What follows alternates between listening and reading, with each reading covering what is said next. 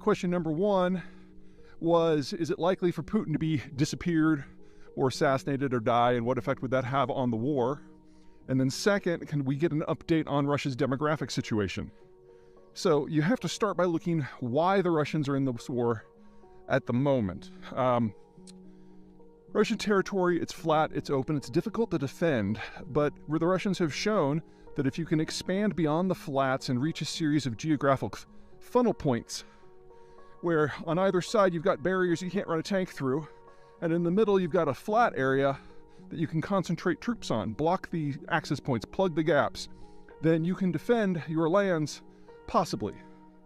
The Soviets achieved this at the end of World War II, and they held it till 1992.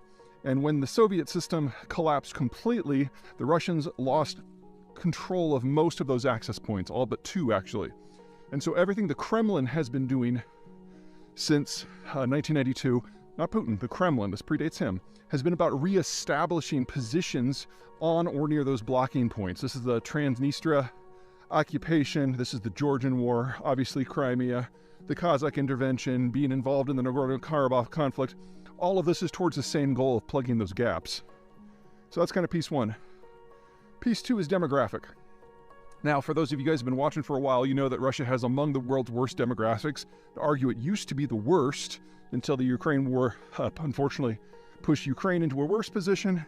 And then Chinese data changes mean that China's probably actually been worse for Russia for over a decade at this point. But anyway, there's these big gouges out of the side of the Russian demographic pyramid that represent periods of huge trauma in Russia's past. In some cases, that is a war. World wars are obvious. In another spot, it's the effect of collectivization or the mismanagement of Khrushchev and especially Brezhnev. But the biggest one of all, sorry, it's a little muddy today.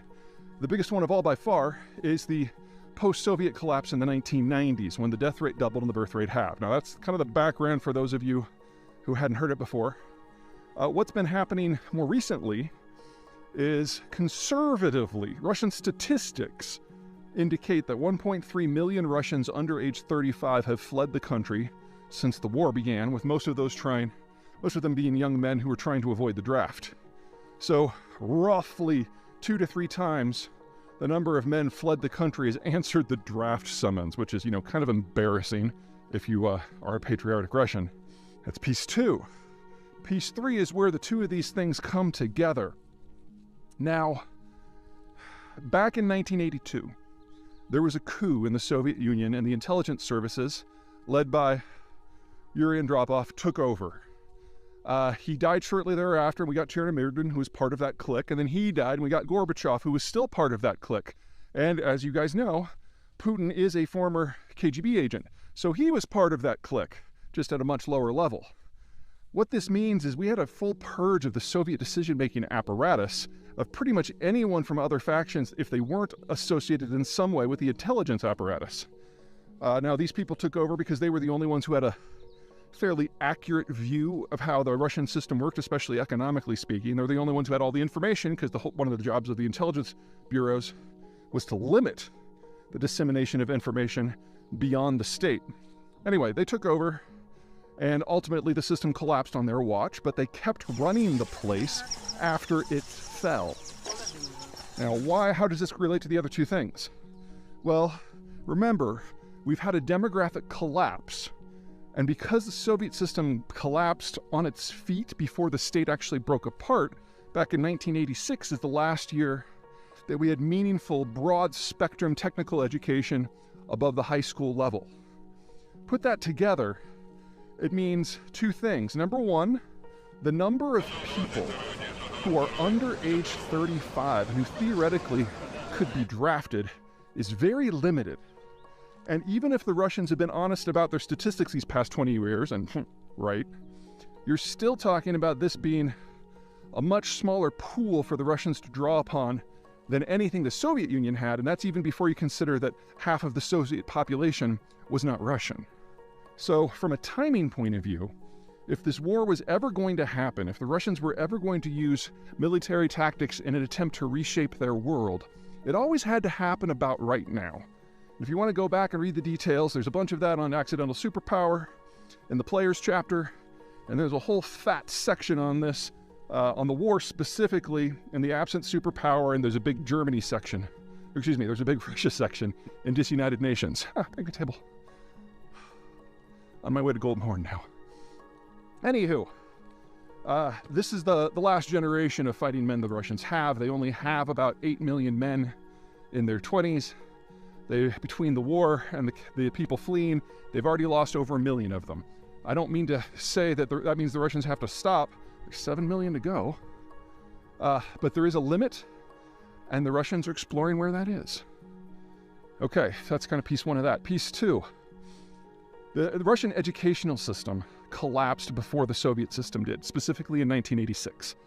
That means that the youngest cadre of people, broad people across the entire spectrum of society that have technical training that's meaningful, turns 60 this year. Well, those are the people that maintain the railways and the nuclear missile fleet and the military and the energy complex.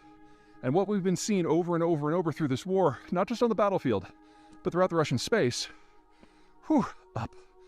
is the Russians are losing the capacity of maintaining their own economic system. Now, this was hidden from us for several years, or at least mitigated, by the fact that the Russians are a commodities exporter that generates a lot of cash, and they've used that cash to bring in foreigners to do the work. So the bulk of the heavy engineering that's been done in north-central Siberia, for example, especially when you're looking at places like the Yamal Peninsula, which is the world's largest natural gas field, the liquefied natural gas project there, everything at Sakhalin Island, this was all done by foreigners. Now the foreigners are gone and they're not coming back. And don't say that the Chinese can come in, because the Chinese don't have the expertise. They don't know how to do deep offshore or Arctic operations. So whether it's in 2 months or 2 decades, we know that all of this stuff is going away. Anyway, back to the point. Youngest cadre of people with a full suite of training is 60. There was a coup in 82 where the intelligence services took over.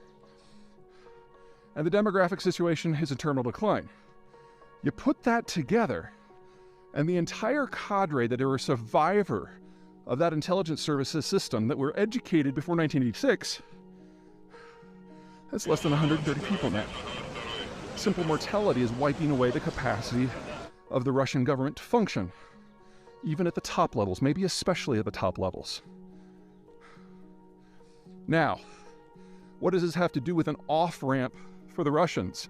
Well, they see this war as existential. They believe if they cannot get control of those geographic gaps soon, they will lose the capacity to try.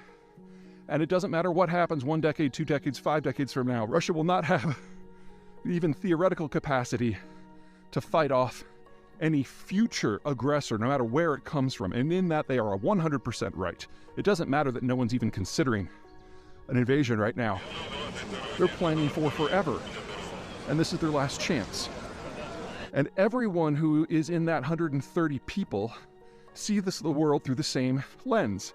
They were all part of the clique that threw the coup. They were all part of Putin's inner circle. And Putin has had 23 years now to weed out anyone who might have a different view or be a challenge to him personally. So even if he were to accidentally duct tape himself to a lawn chair and go swimming, you'd then have the other 129 basically trying to figure out how to carry on the general vision, because they all believe it because it's, true.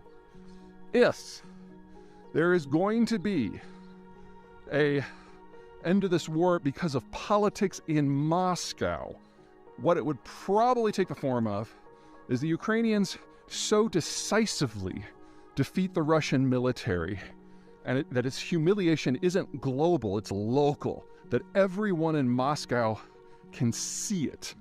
And if that happens, the odds of having a general uprising, not across Russia, just in Moscow, go up dramatically. Now, keep in mind, for it to get to that point, the rest of Russia has probably already slipped the reins to a degree. Russia is held together by occupation, intelligence penetration, and fear. And if the military is shown to be toothless, or at least incompetent, then there will probably be a number of rebellions throughout the Russian system already. What happens in Moscow is what matters. And if you do have a rebellion there, like you did after the Russo-Japanese War in 2005 when the Russians were humiliated, or like the end of World War I where they're just gutted, Then you have people march on the Kremlin, and Putin is removed, along with his clique. Now, that doesn't mean that the war ends. Even Navalny, the guy who's like campaigning for democracy in Russia, has made it pretty clear that while he abhors the general incompetence and brutality of the Russian forces, he's broadly okay with the war. He sees Ukraine as his territory. So even a democratic Russia could very much choose to continue to prosecute the conflict. But if we do have a catastrophic military defeat and we do have the top of the government fall, it is going to take years for any post-Putin government to find its feet. And in that time, Russia's economic situation will deteriorate further, and their demographic situation will be completely irrecoverable. So if there is a peaceful way for this to end, that's roughly how it's going to go. Oh, one more thing I forgot. The idea of an off-ramp for Putin and the Russian government. Is there a way that this war can end without either side being completely defeated? And the answer is flat no.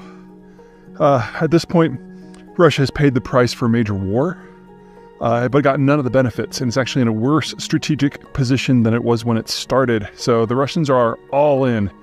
In addition, any meaningful peace would have to require a degree of reparations and admittance of guilt. And the entire Russian upper leadership could be implicated very easily. That's one of the downsides of, having a secure system where you've purged all possible pretenders to the throne, is that everything kind of stops with you. We have literally thousands of documented cases of war crimes. This isn't like the Yugoslav wars where the Serbs actually tried to hide it. The Russians have celebrated it.